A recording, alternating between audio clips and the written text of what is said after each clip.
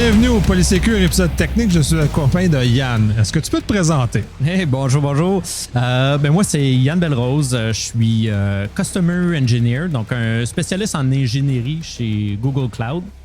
Je passe mes journées parler de sécurité, faire de la sécurité. C'est vraiment ce que je fais depuis plus 20 ans là, au travers de différentes entreprises. Pas chez Google, mais au travers de différentes entreprises au Québec. Ben, comme la plupart des experts en sécurité, tu as vu plusieurs choses. Mais ce coup-ci, on va s'intéresser à ce qui se passe chez Google. Et le premier sujet, ça va être Cloud Armor, qui est quand même très intéressant parce qu'il y a plusieurs facettes et aide les clients à souvent se dépêtrer et à réduire leur facture de sécurité en cas d'incident. Oui, non, le Cloud Armor, c'est vraiment un super beau produit qui est pas très connu, qui est mal connu en fin de compte dans le domaine.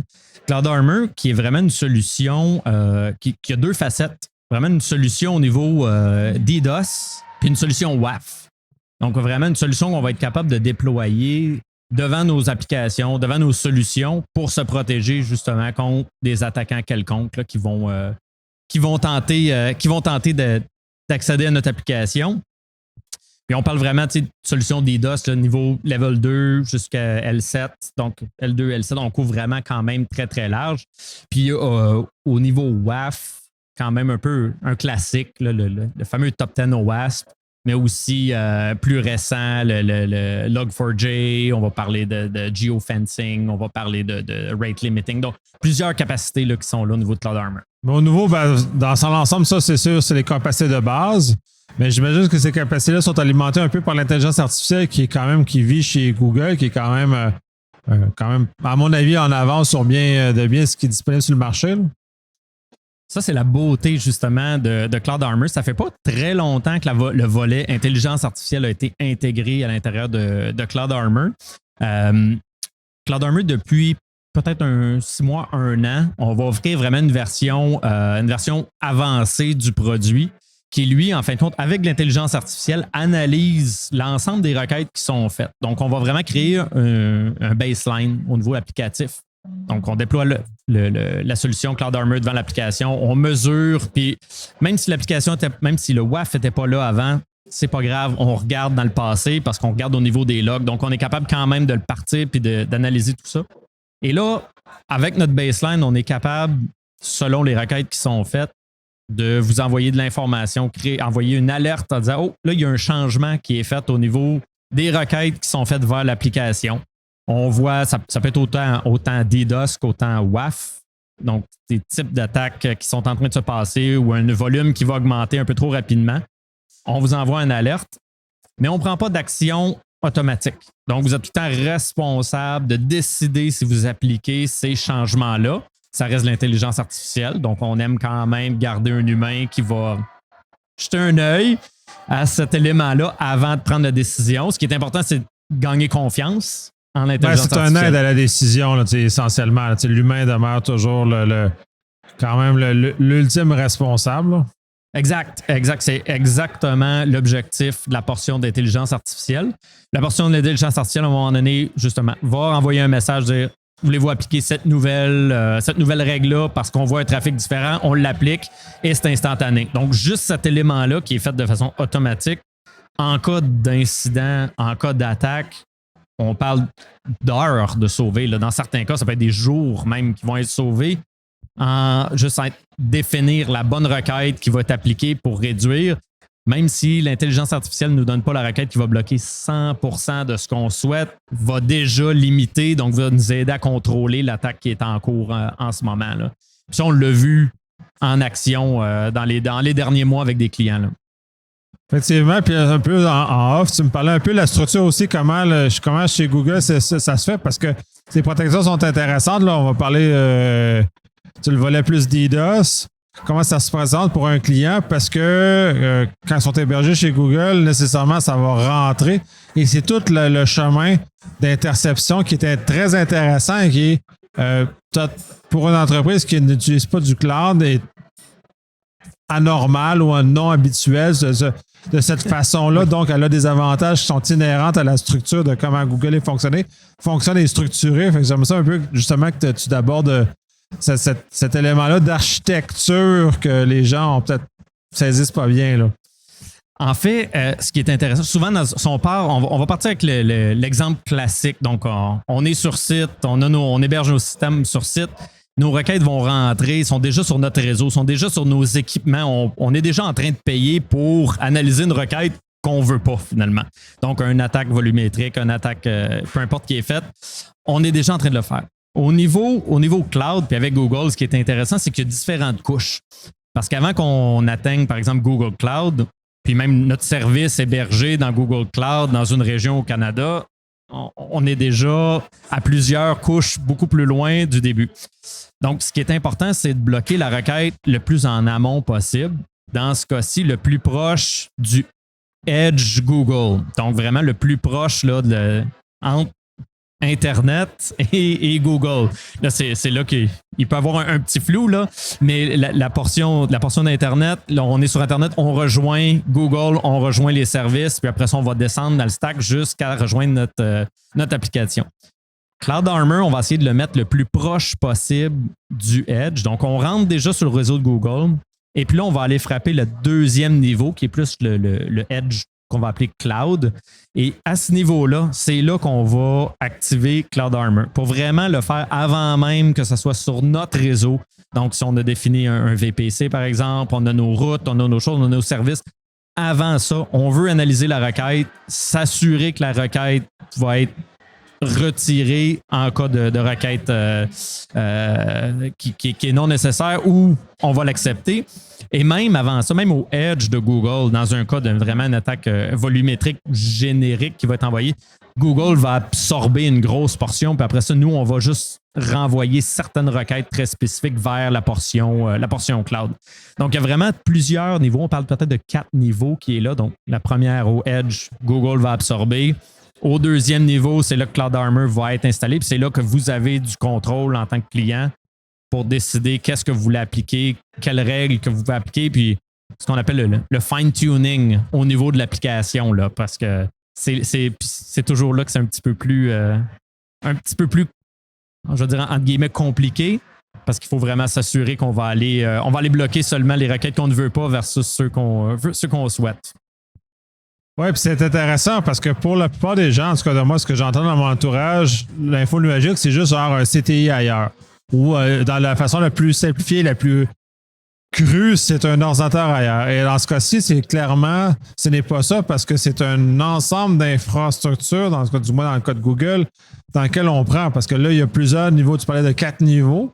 Donc, mais 4 niveaux, c'était loin de ton CTI à 4 niveaux, là. T'es pas. Puis donc, tu as de l'intelligence cloud qui est placée à plusieurs structures dans lesquelles les gens ont de la misère à architecturer ou à imaginer, là. Mais c'est sûr que c'est un peu plus complexe que quand on va le regarder sur site. Quand on va le regarder sur site, on pourrait s'imaginer si, par exemple, notre fournisseur Internet ferait une portion de ce travail-là pour nous avant même, mais c'est nous qui a quand même un contrôle de est-ce que je l'active, est-ce que je le désactive, mais c'est pas encore rendu sur mon réseau. Donc, c'est là que c'est quand même intéressant parce qu'on est capable vraiment de découper par différentes couches et que ces options, c'est vraiment en option. Donc, les gens décident d'appliquer ou non ce genre de protection-là. Généralement, les gens commencent à les appliquer après un incident, malheureusement. Ouais, c'est souvent le cas. Là. C'est sûr qu'il ne faut jamais perdre un incident comme étant un levier d'amélioration en cyber, mais c'est juste malheureux qu'on doive quand même attendre cet incident-là pour bénéficier de tous ces mécaniques-là. Là. Mais on a des clients qui, eux, ont décidé de l'activer d'avance parce qu'ils se sont dit justement, en voyant tout ce qu'on a dans les médias, tout ce qu'on entend partout, tous les systèmes qui sont sous attaque un peu partout, ils se sont dit non, nous, on veut se prémunir d'avance de ce genre de solution-là. Donc, on a vraiment des clients qui ont fait ça. Puis on a des clients que ça leur a sauvé énormément de soucis, de maux de tête, puis d'argent aussi. Donc, c'est vraiment les deux, là. Parce que le DDoS malheureusement, va couper notre service qu'on va offrir à nos clients. Vraiment, quand on va arrêter le service, mais comme on parlait tantôt un peu off, la portion EDOS, qui est vraiment le economical DDoS, là, qu'on va aller vraiment juste ajouter des requêtes à un service à côté. pour augmenter le coût d'offrir le service versus le sien, donc souvent entre compétiteurs. Donc, le IDOS est moins connu, mais existe aussi. Donc, comment se prémunir de ce genre d'attaque-là de notre compétition? Ça peut faire partie de ça en regardant que notre trafic est peut-être pas ce qui était à la base. Là. Notre baseline est différent. Oui, mais c'est sûr que si on le prend justement en edge, c'est ça, puis je reviens encore, c'est pas naturel pour les gens de le réfléchir comme ça parce qu'ils réfléchissaient leur CTI sur site comme étant un monolithe. L'infologique n'est plus ce monolithe-là dans lequel il faut le réfléchir, comment le décortiquer. Tu l'as bien mentionné aussi, quand que les requêtes sont arrêtées au edge, il y a peu ou pas de charge qui est faite sur la consommation des services. Fait que pour le client qui reçoit une charge immense, tu me parlais d'un client qui a été bombardé sauvagement. Lui, ses coûts réels qu'il a dû encaisser ont été probablement très moindres que s'il avait été direct et sans protection. Mais oui, effectivement. Ce client-là en particulier, puis ça, c'est une belle victoire de Cloud Armor. C'est arrivé en début juin. En fin de compte, ce client-là a reçu... 2022, parce que là... 2022, oui, effectivement. Parce que la diffusion va se faire en 2023. Oui, début juin 2022, que ce client-là a vécu cette attaque-là. Ce client-là avait pris la décision d'appliquer Cloud Armor. Donc, voulait vraiment mettre ça en place. Oui, pour la portion DDoS, la portion WAF est importante aussi. Dans leur cas, le DDoS est vraiment la portion qui a été clé. Et dans leur cas, ils avaient pris la version Advanced, donc avec la portion AI. Ce qui est arrivé, c'est vraiment au courant de la matinée, la portion AI a embarqué puis a averti les équipes en leur disant il y a des requêtes anormales basées sur vos requêtes de tous les jours avec une quantité supérieure à la normale. Donc, on vous recommande d'appliquer cette règle-là. L'équipe a jugé que c'était adéquat d'appliquer cette règle-là parce que ce n'était pas du trafic qui était normal pour leur système. Donc, on a décidé d'appliquer la règle en compte. Puis heureusement, parce que une heure environ après, là, je peux être à 30 minutes off, là, mais une heure et demie après, les requêtes ont monté, mais de façon exponentielle. Donc, on a atteint environ 46 millions de requêtes secondes sur le service. Mais ça ne se rendait pas au service parce que, comme je disais, la requête frappait le Edge Google, frappait le Edge Cloud et le Edge Cloud avec Cloud Armor et la règle les bloquait. Donc, il y avait vraiment 46 millions de requêtes secondes qui étaient bloquées à ce niveau-là. On les voit au niveau statistique, donc on les voit vraiment à ce niveau-là. Ce qui est intéressant avec cette attaque-là, c'est qu'au nombre d'attaques de requêtes secondes, c'est la plus grosse attaque qui n'a pas été faite là, à ce temps-ci. C'était 76% plus gros que ce qui avait jamais été fait au niveau de nombre de requêtes secondes sur un service. Si on veut comparer, parce que c'est dur à imaginer, 46 millions de requêtes secondes, c'est un chiffre, mais c'est dur à visualiser ou à comprendre. Si on prend par exemple Wikipédia est dans le top 10 des sites les plus visités dans le monde, ben, on parle que en 10 secondes de requêtes sur ce service-là, c'est l'ensemble des requêtes de la journée sur Wikipédia. Donc, une journée de Wikipédia, 10 secondes sur le service, c'est l'équivalence. Et cette attaque-là a duré à peu près 1 heure.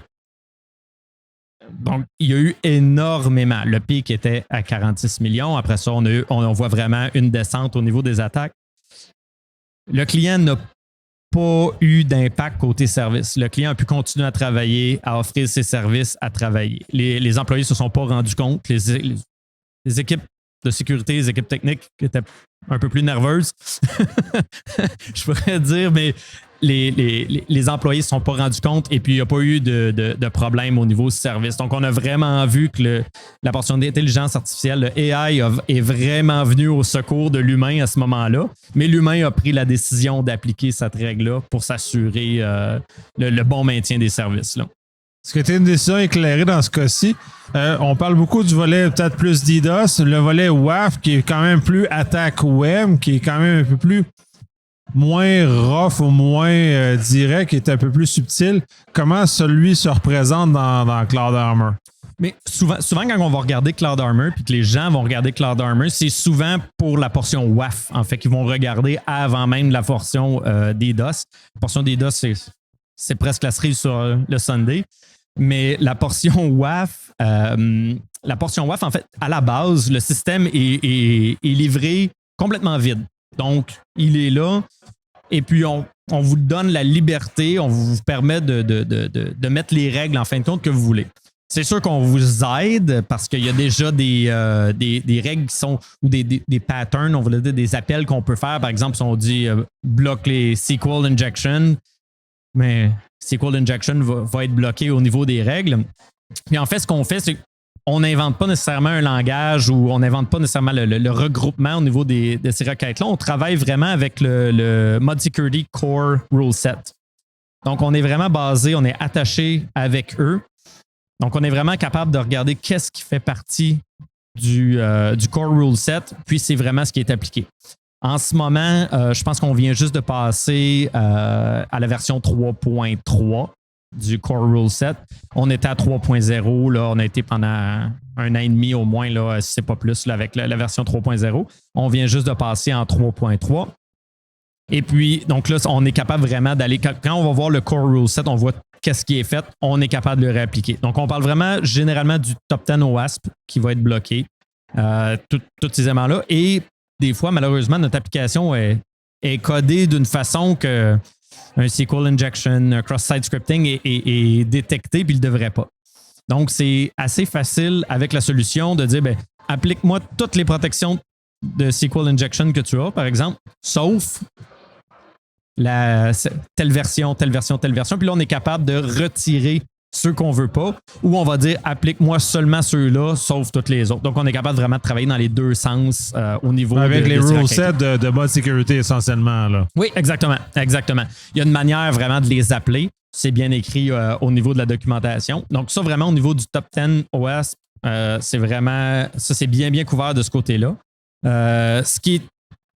Quelques-uns qui sont très populaires aussi, Log4j, qui est très populaire, qui ne fait pas nécessairement partie du top 10 OWASP. Inévitable maintenant. Inévitable, il faut en parler. Ce qui est intéressant avec le Log4j, c'est qu'à la base, ça fait partie un peu des custom rules qu'on peut appliquer.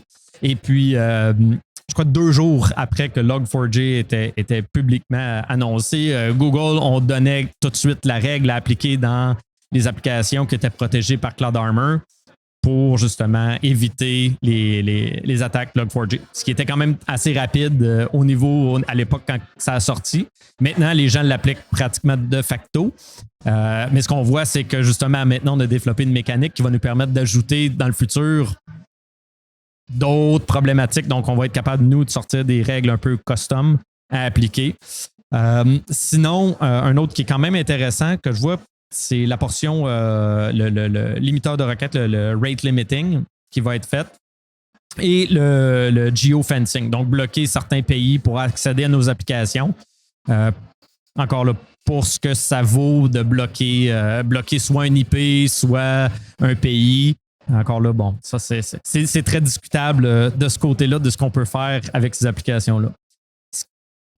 On peut débattre très longtemps du geofencing, là.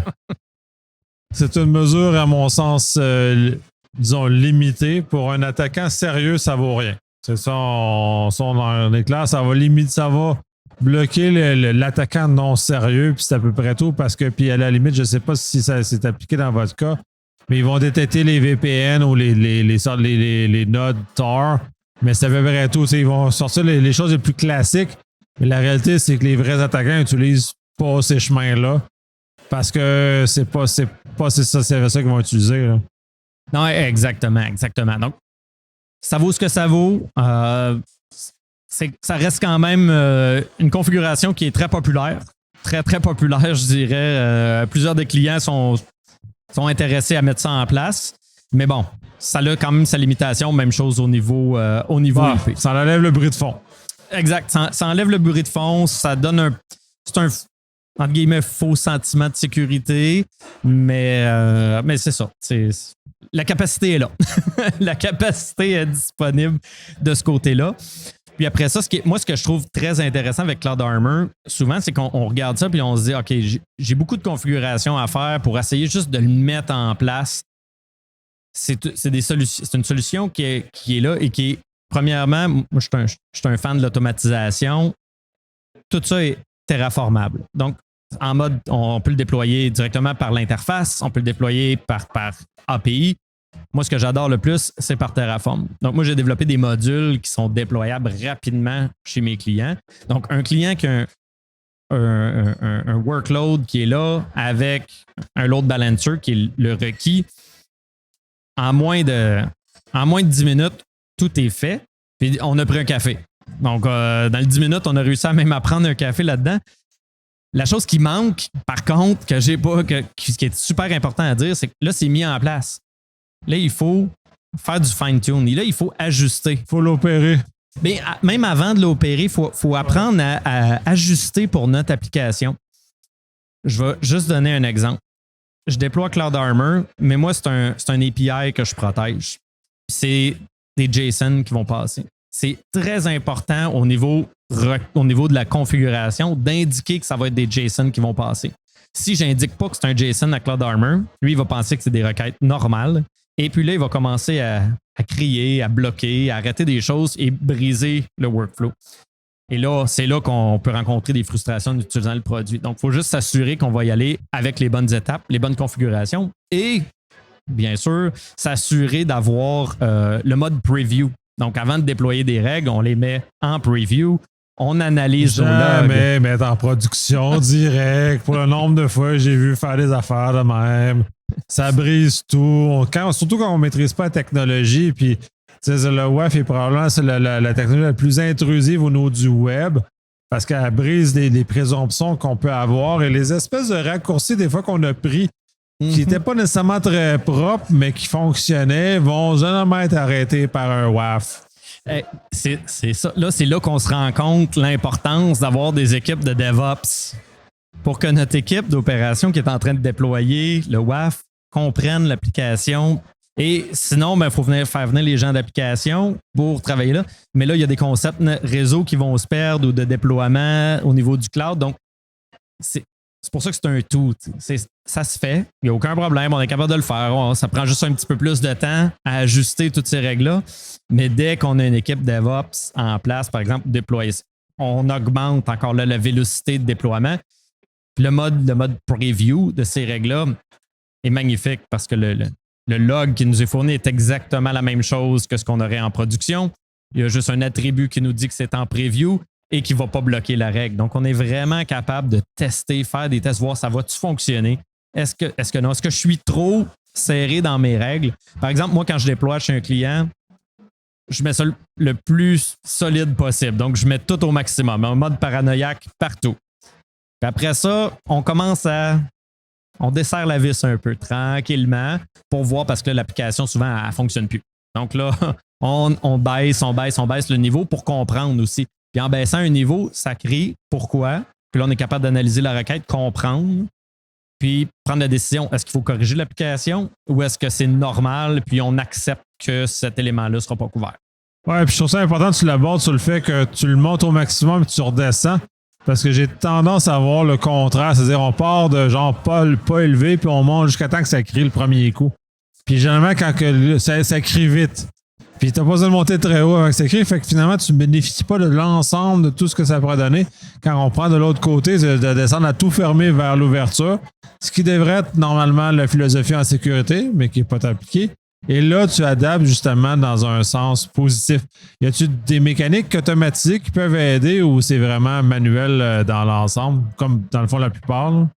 Comme un peu la plupart, c'est sûr que il y a des techniques qui vont exister là, on peut déployer. Par exemple, moi, ce que j'aime bien faire, c'est à tous les jours, je vais baisser d'un niveau, analyser mes requêtes, voir vraiment ce qui a été bloqué, ce qui n'a pas été bloqué, et puis vraiment travailler le plus proche possible avec les développeurs, là, comprendre l'application. Comprendre l'application, c'est vraiment la clé parce que c'est là qu'on est capable de savoir qu'est-ce qui se passe. Puis c'est rendu une clé là, en sécurité de comprendre ce niveau-là aussi. Là. Ben, c'est fondamental. C'est plate de devoir le répéter, mais c'est fondamental. Il faut être proche des équipes.